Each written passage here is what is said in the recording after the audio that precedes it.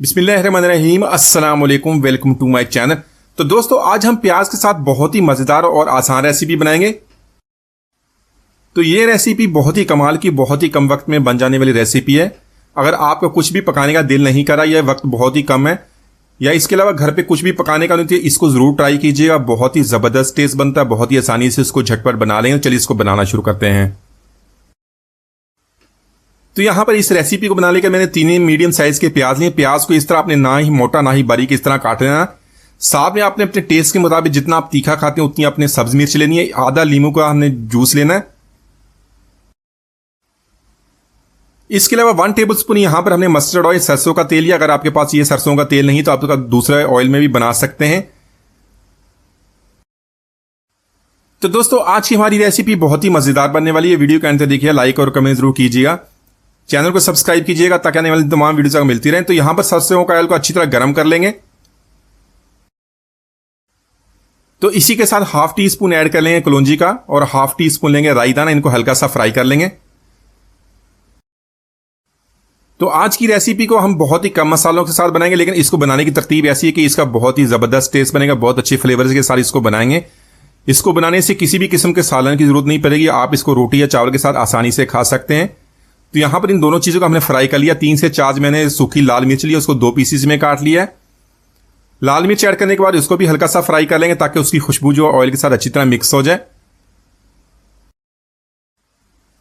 तो यहां पर सूखी लाल मिर्च को भी हमने फ्राई कर लिया। बहुत ही प्यारी खुशबू, इसके स्मोकी फ्लेवर बन गया। यहां पर इसके अंदर प्याज ऐड कर लेंगे। तो प्याज को ऑयल के साथ मिक्स करने के बाद इसको तकरीबन 1 मिनट तक हमने फ्राई कर लेना है। तो दोस्तों, प्याज के साथ बनी हुई ये रेसिपी बहुत ही मजेदार बनती है। कोई भी सालन की जरूरत नहीं पड़ेगी। जब इसको बनाएंगे तो जो एक रोटी खाता है वो भी 2 रोटी खाएंगे। हाथों को रोकना मुश्किल होता है, इतनी मजेदार ये रेसिपी बनती है। तो यहां पर प्याज को ऑयल के साथ अच्छी तरह मिक्स कर लिया। इसको हमने इसी तरह इसका कच्चापन खत्म कर लेना। ज्यादा इसको हमने ओवर कुक नहीं करना। इसी तरह रेसिपी में बहुत ही कम मसालों का इस्तेमाल करेंगे। हाफ टी स्पून नमक ऐड कर लेंगे। इसको अपने टेस्ट के मुताबिक कम या ज्यादा कर सकते हैं।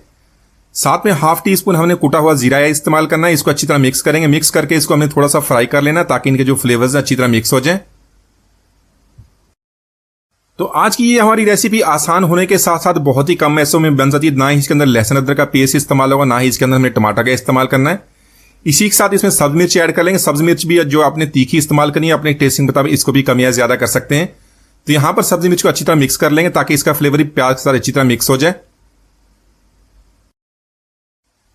इसी तरह आप इस रेसिपी को प्याज के साथ बना के इसको रोटी या पराठे के साथ खाएं, सारे इसको बहुत पसंद करेंगे। यहां पर मैंने लेमन जूस इसके अंदर ऐड कर लेना है। लेमन जूस ऐड करने के बाद इसको हल्का सा मिक्स कर लेंगे। आप इसके अपने टेस्ट के मुताबिक धनिया भी ऐड कर सकते हैं। तो तकरीबन यहां पर प्याज को ऐड करने तक हमने 3 से 4 मिनट तक इसको कुक कर लिया। देखें, हमारी रेसिपी बहुत अच्छी तरह तैयार हो गई। प्याज को भी हमने इतना फ्राई करना है, इसका कच्चापन खत्म हो जाएगा और इसकी बहुत ही प्यारी खुशबू मसालों के साथ मिक्स होने के बाद आनी शुरू हो गई है। तो माशाल्लाह बहुत ही मजेदार प्याज की सब्जी हमने बहुत ही आसानी से बना ली। एक दो जरूर ट्राई कीजिएगा। उम्मीद आज की रेसिपी आपको पसंद आएगी। मिलते हैं, तक इजाजत दीजिए। अल्लाह हाफिज।